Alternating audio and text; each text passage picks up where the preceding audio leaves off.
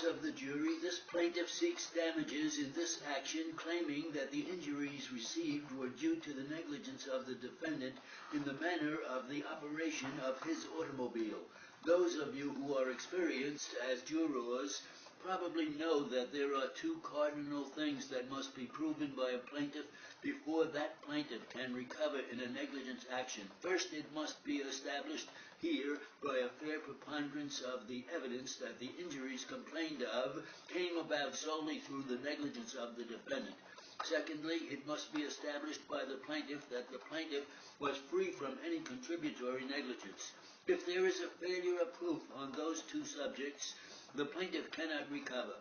On the subject of contributory negligence, I must instruct you that the law views contributory negligence when a child is involved as the actor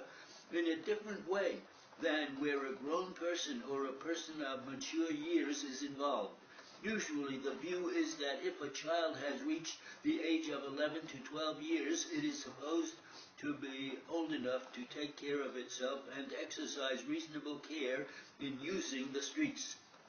But if a child is younger than that, this child having been about 6 at the time of the accident, then the law imposes upon that child only that degree of care in handling itself which would naturally be attributed to a child of that age and that presumed intelligence and ability. So you must picture in your minds that at the time of the injury, this child was an infant of 6 years of age and only required to exercise that amount of care that a child of that age could reasonably be expected to exercise in the circumstances. This child testifies that before leaving the sidewalk she looked,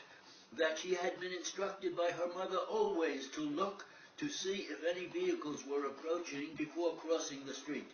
The law requires a person about to cross the roadway to look and see if there is any approaching vehicle, and if there is, either to stop and wait or to use reasonable care and judgment if he attempts to cross, because as a matter of law it is not a negligence for a person to cross a roadway even if a vehicle is approaching, provided, of course, that vehicle is at such a distance away and acting in such a way that it would be judged to be reasonably safe and prudent to cross. Those are the two things that this plaintiff has to establish: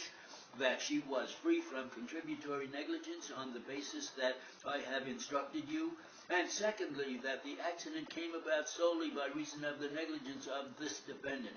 The testimony offered by the plaintiff is that this child was accompanied by her older sister, who was then 10 years of age, and she was leading her to school. On the way, they decided to stop at a front store across the street, and they did cross that roadway, and they had gotten past the center line of the roadway when this vehicle, coming at a high rate of speed, according to witnesses, bore down upon them, swerved, in fact, to the left, reaching over to the south side of the roadway, the southerly side, so that the vehicle struck the child with its right bumper, according to the witnesses, knocking this child down, and as the car swerved, the rear wheel passed over its chest or abdomen, and she sustained injuries. Under the law, the obligation imposed upon a man operating an automobile in the streets of this city is that he is bound to keep a sharp lookout ahead and to observe if anything is in the roadway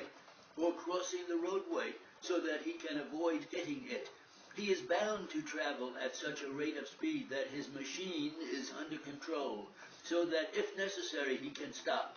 If the neighborhood is one in which there are many people, he cannot go at the same rate of speed that he would be permitted to go if the sidewalks were absolutely clear of all pedestrians. He must, in other words, conduct himself according to the existing conditions at the time, and his negligence or lack of negligence must be determined according to his actions with the surrounding circumstances taken into consideration. On the other hand, a person crossing the street is bound to use care and to look out for himself, that he is not walking into moving traffic.